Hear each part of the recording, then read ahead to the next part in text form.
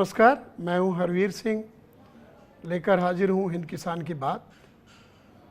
तो आज हम बात करते हैं किसान के उस ऐसे मसले की जिसमें कई सारी दिक्कतें उसके सामने आती हैं। बात एक कहानी से शुरू करते हैं।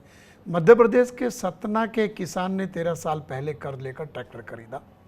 किस्तें भरते भरते किसान की 2 पीढ़ियां खप गई। उसके बाद भी परिवार बैंक का कर्ज नहीं चुका पाया। 3,85,000 रुपये का कर्ज चुकाने के लिए कर्जदार किसान ने अब तक 10 लाख रुपए से ज़्यादा की राशि बैंक में दी है। इसके बावजूद कर्ज बढ़ता गया। अब 2,50,000 रुपये की बैंक वसूली के लिए लोन लेने वाले किसान के मरने के बाद उसकी तीसरी पीढ़ी को बकाया कर्ज भुगतान करने का नोटिस जारी हुआ है। ये कहानी सिर्फ एक किसान की नहीं है। इस तरीके के बहुत सारे किसान, सैकड़ों हज़ारों किसान इस देश में मौजूद हैं जिन्होंने जो कर्ज लिया उससे बहुत ज़्यादा पैसा चुकाने के बावजूद वो कर्ज के बोझ में दबा रहा। असल में लगातार सरकार की कोशिश रही है कि हम किसानों को कर्ज में बढ़ोतरी करें और इसको हम संस्थागत क्रेडिट कहते हैं। इस बीच 2005-06 से लेकर के अभी तक इसमें करीब 10 गुना की बढ़ोतरी भी हुई है और चालू साल के बजट में सरकार ने किसानों के लिए 15 लाख करोड़ रुपए के कृषि कर्ज का लक्ष्य रखा है। एक सच्चाई ये भी है कि बड़ा हिस्सा जो है कर्ज का किसान वो असंगठित क्षेत्र से लेते हैं, साहूकारों से लेते हैं और उसके लिए एक देश में एक बात लगातार सबके सामने आती है कि विदर्भ में किसान बहुत आत्महत्या करते हैं और जो तेलंगाना का भी एक हिस्सा ऐसा है, वहाँ पर भी किसानों की बड़ी तादाद में आत्महत्याएं सामने आती रही हैं। तो ये एक बड़ा पेचीदा मसला है। इसके हर पहलू को हम परखने की कोशिश करेंगे। हमारे साथ 2 खास मेहमान हैं। हमारे साथ हैं सिराज हुसैन साहब जो पूर्व कृषि सचिव हैं और हमारे साथ हैं डॉक्टर DN ठाकुर जो नेशनल कोऑपरेटिव डेवलपमेंट कॉरपोरेशन के पूर्व मैनेजिंग डायरेक्टर हैं। हम अपने मेहमानों के साथ बात करेंगे, उससे पहले देखते हैं एक रिपोर्ट।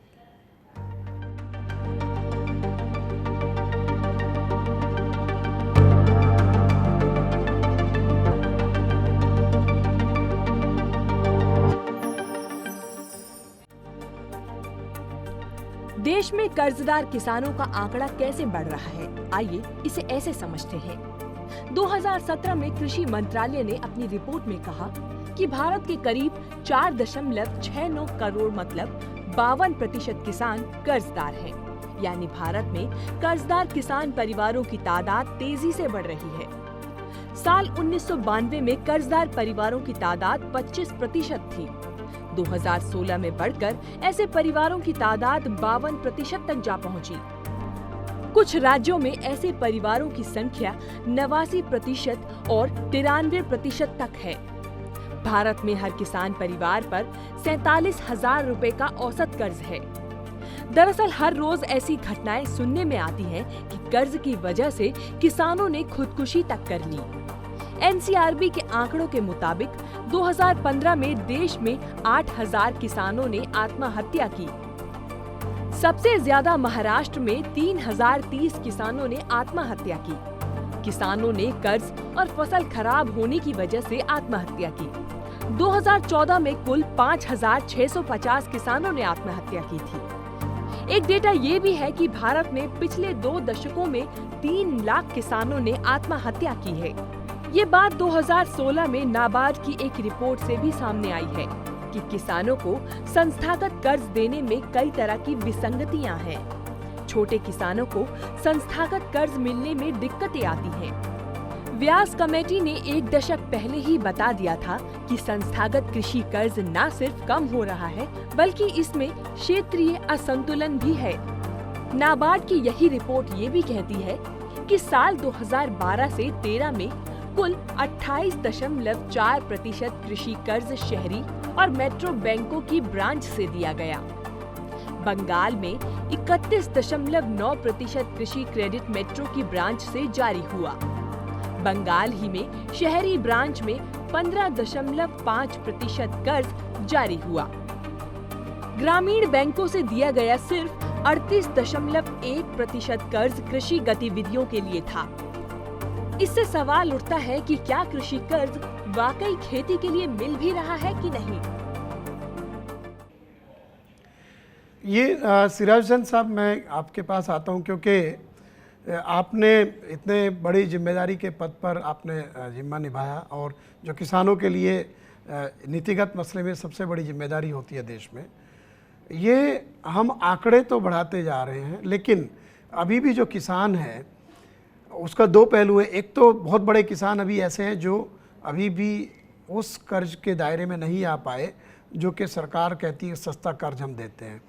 दूसरे ये इसमें भी पैंच है, क्या ये सारा कर्ज किसानों तक पहुंचता है या बीच में कहीं और भी चला जाता है?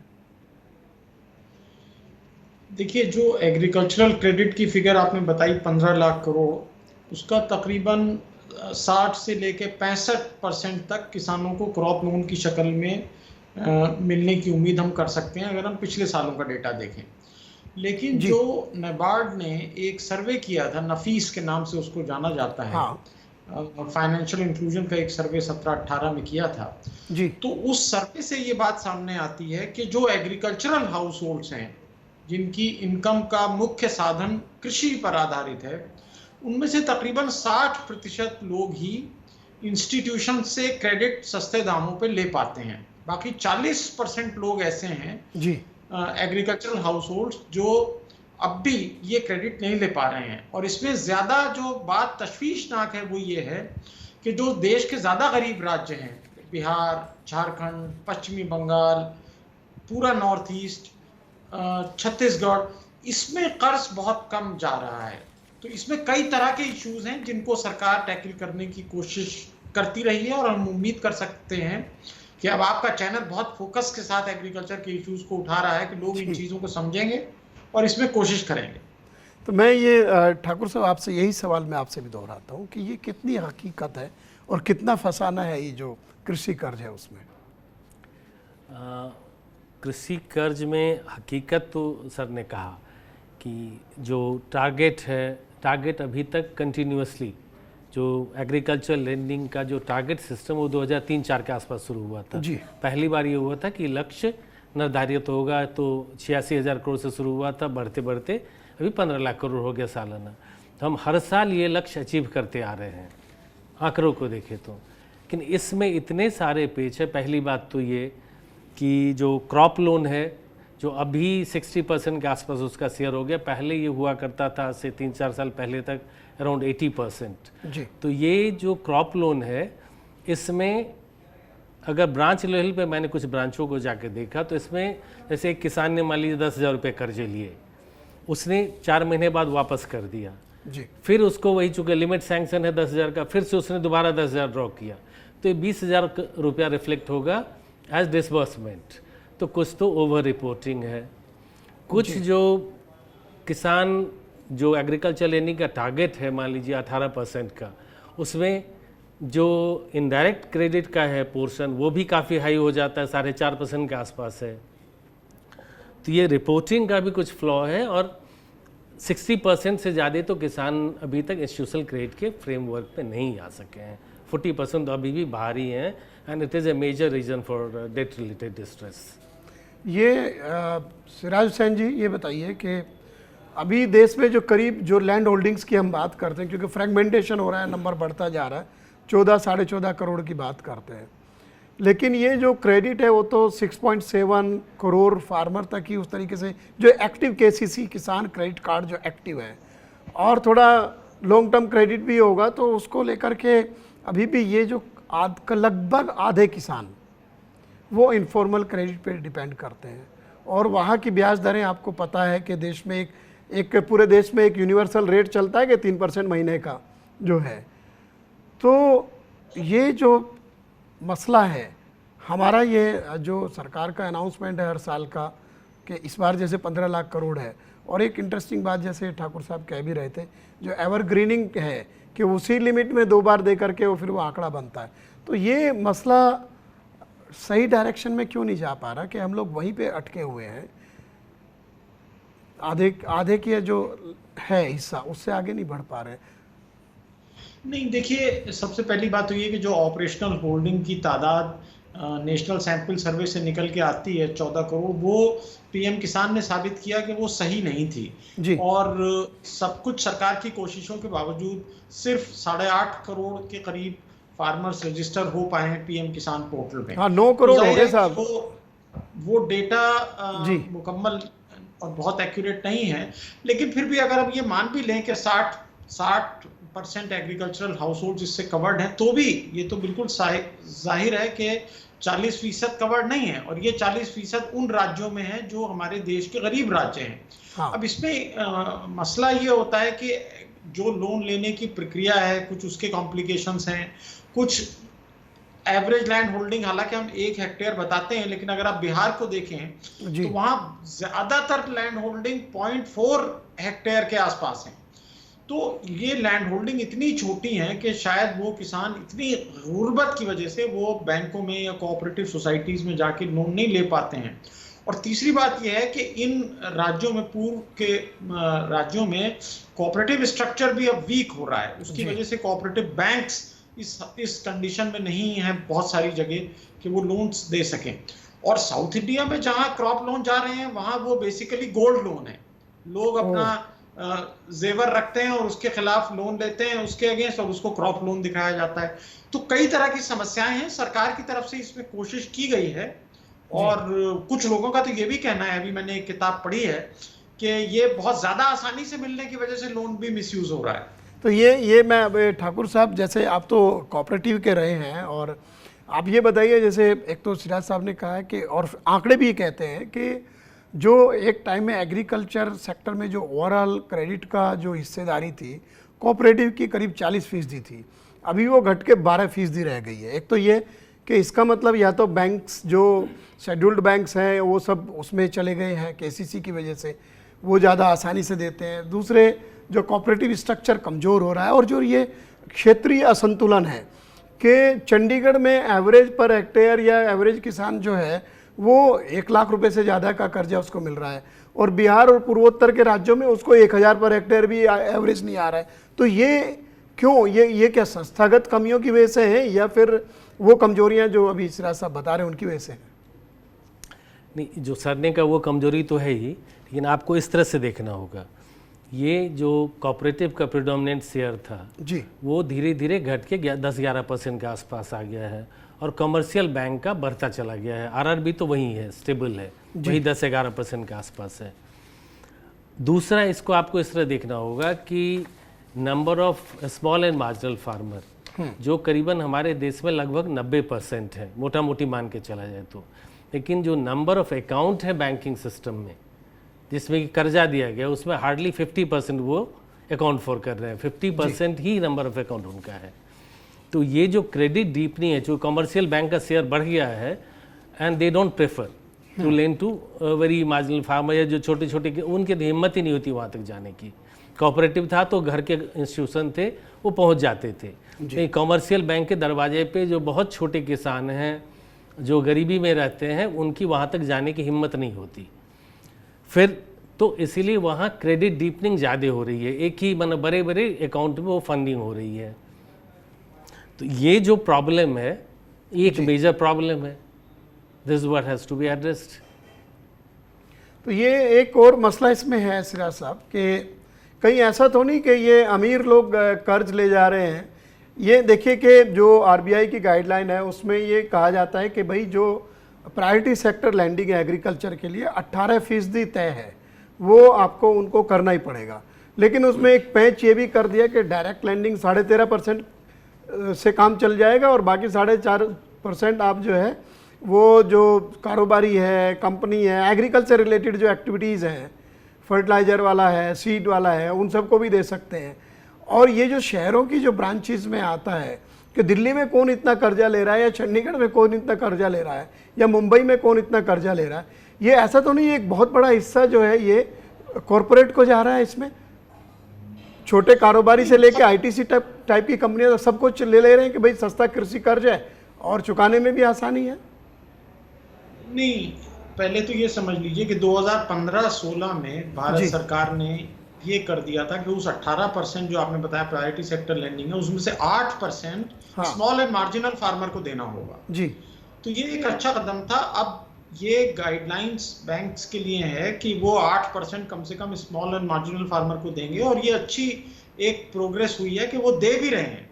जी 8% उनको फ्लो कर रहा है। जहां तक बात है कि कॉरपोरेट्स को प्रायोरिटी सेक्टर लेंडिंग में से पैसा मिल रहा है, तो ये हमें याद रखना चाहिए कि उनको कोई कंसेशनल क्रेडिट नहीं मिल रहा है। जी प्रायोरिटी सेक्टर लेंडिंग का मतलब ये है कि उनको वो क्रेडिट मिलेगा, लेकिन वो कंसेशनल क्रेडिट जो 4% पे उनको नहीं मिल रहा है, उनको मार्केट रेट पे मिल रहा है।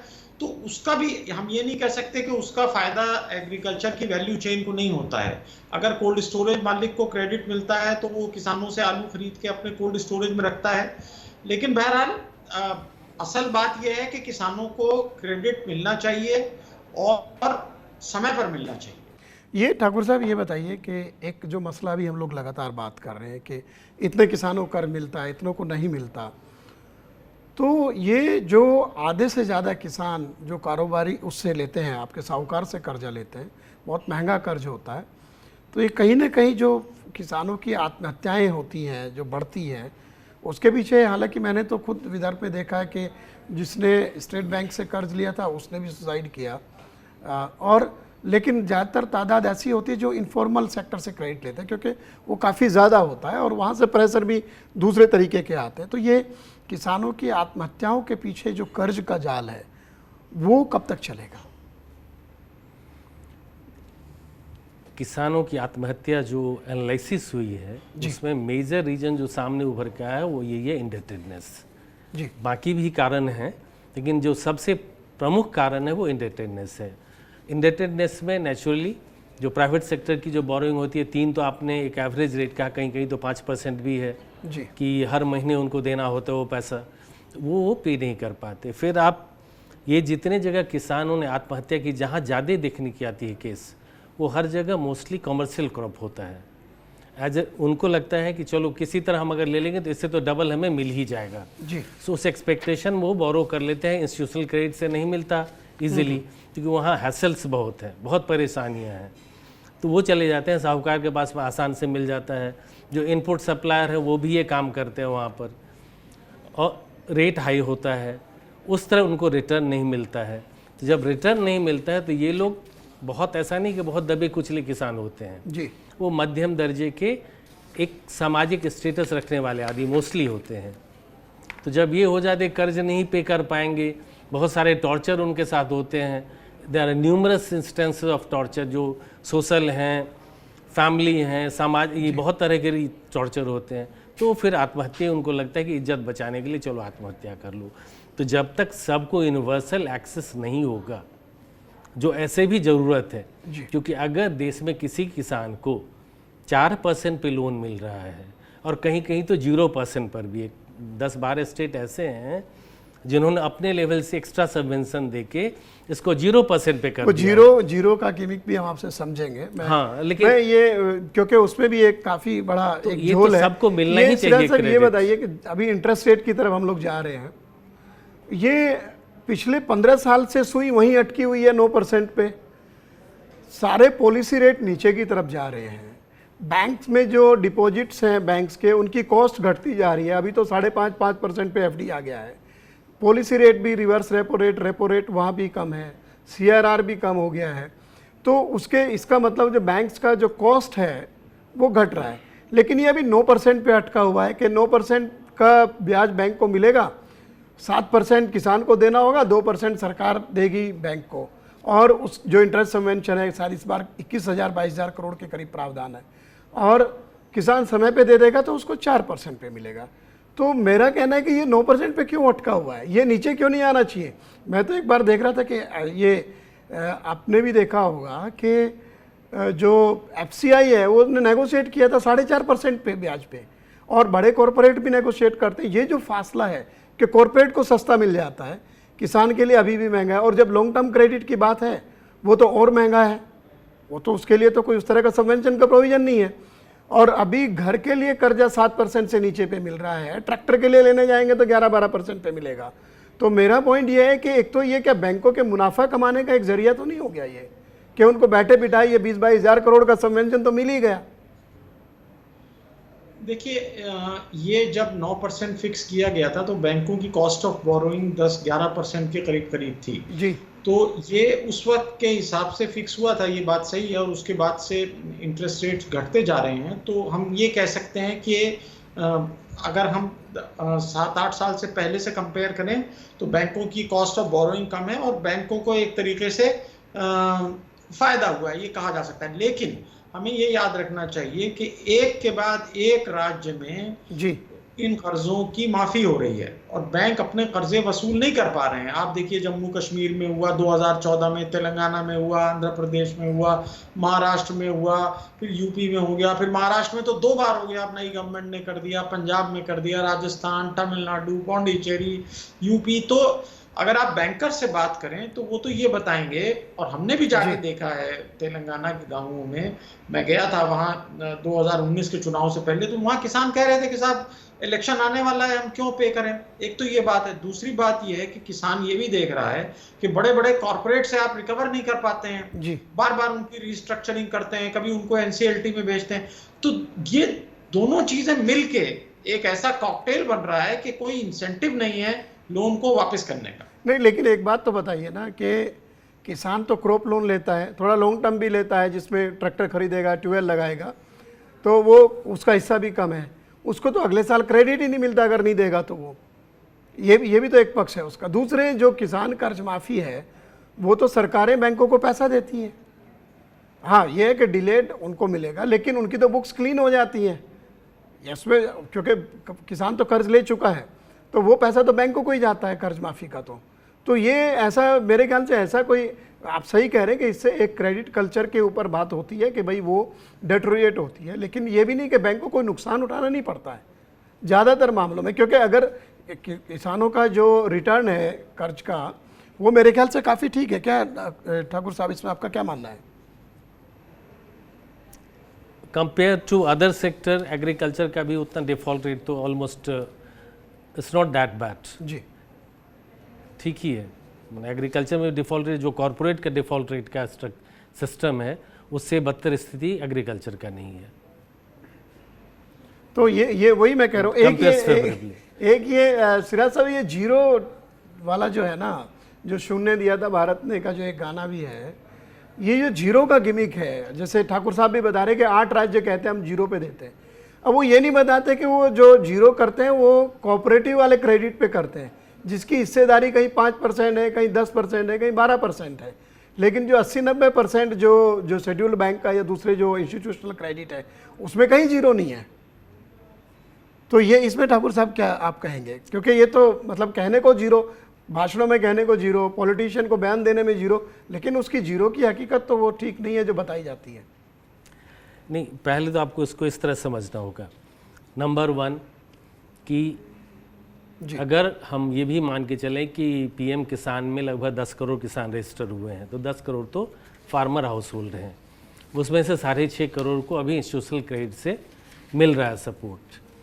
तो ये 4% पर भी अगर 3.5 करोड़ फार्मर को मान लीजिए मार्केट से 60% पे लेना पड़ रहा है, तो ये जो प्रिंसिपल ऑफ इक्विटी है उसका तो पूरा ही वायलेशन है। इस पूरे इंटरेस्ट को प्लस आज 4% पर देने या 7% पर देने के लिए 2% का इंटरेस्ट सबवेंशन जो करीबन 22,000 करोड़ होता है। कुछ राज्य सरकार 0 पर कह रही है कि हम 0 पर कर दिए, कोऑपरेटिव का ही करे भले ही, नहीं दे तो रहे, एक परसेप्शन तो जनरेट कर रहे हैं फार्मर के दिमाग में कि भाई हमें 0 पे मिल रहा है। इस पूरे स्कीम को ये 2000 बेसिकली इसका ओरिजिनेशन तो इंटरेस्ट सबवेंशन का अराउंड 2004-05।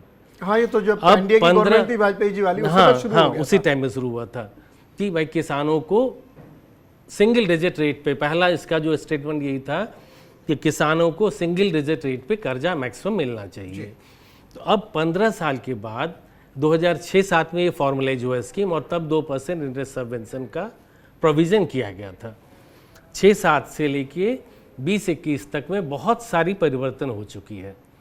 ये स्कीम की क्या रिलेवेंस आज के डेट में है या नहीं है, पहले तो ये देख रहा हूँ, क्योंकि इम्पोर्टेंट ये है कि सब किसान को पहले कर्जा मिले, ये नहीं कि आधे को 7% पे या 4% पे मिल जाए। सिराज साहब, मैं एक कमेंट आपसे चाहूँगा कि जो मौजूदा व्यवस्था है वो करीब 15 साल से टारगेटेड चल रहा है, क्या इसके जरिए हम ये यूनिवर्सलाइज कर पाएंगे जो हमारे किसान छूट गए हैं बाहर? और एक पक्ष वो भी है जो कि टीनेंट फार्मर हैं, उनको तो नहीं मिलता उस तरीके से इंस्टीट्यूशनल क्रेडिट अगर वो लीज उनका लीगलाइज नहीं है। तो इसको लेकर के आप छोटा सा कमेंट आप मैं चाहूँगा कि आगे का रास्ता क्या दिखता है?